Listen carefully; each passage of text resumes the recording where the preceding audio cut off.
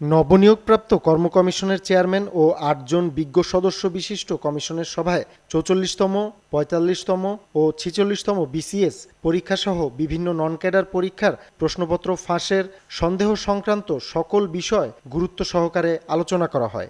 Commission উল্লেখিত পরীক্ষাসমূহের স্বচ্ছতা, ন্যায্যতা ও নিরপেক্ষতা বজায় রাখার স্বার্থে নিম্নলিখিত সিদ্ধান্তসমূহ গ্রহণ করা হয়। ৪৪তম বিসিএসের লিখিত পরীক্ষায় উত্তীর্ণ ১১,৭৩২ জন পরীক্ষার্থীর মধ্যে ৩,৯০০ জন প্রার্থীর মৌখিক পরীক্ষা বিগত ১৮ জুলাই ২০২৪ খ্রিস্টাব্দ পর্যন্ত অনুষ্ঠিত হয়েছিল।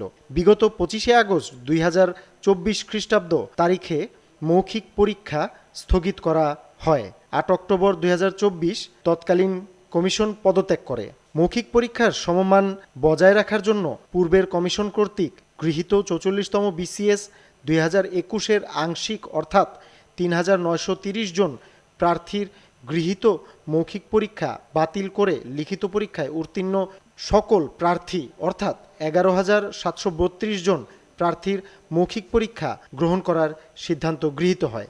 মৌখিক পরীক্ষার তারিখ যথাশীঘ্র জানানো হবে। ৪৫তম বিসিএস-এর লিখিত পরীক্ষার উত্তরপত্র মূল্যায়নের কাজ চলমান এবং দ্বিতীয় পরীক্ষক কর্তৃক মূল্যায়নের কাজ প্রায় সমাপ্তির পথে।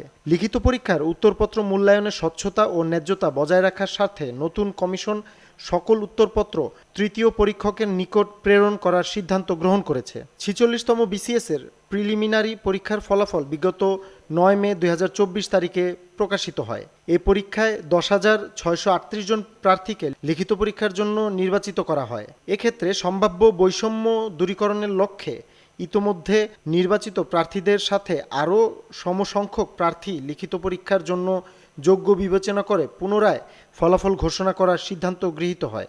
বাংলাদেশ রেলওয়ের উপসহকারী প্রকৌশলী নন ক্যাডার পদে অনুষ্ঠিত লিখিত পরীক্ষার বিষয়ে বাংলাদেশ সরকারি কর্ম কমিশন পরীক্ষা নিরীক্ষা ও পর্যালোচনা করেছে। খুব শীঘ্রই এ পরীক্ষার বিষয়ে সিদ্ধান্ত গ্রহণ করা হবে বলে জানিয়েছেন।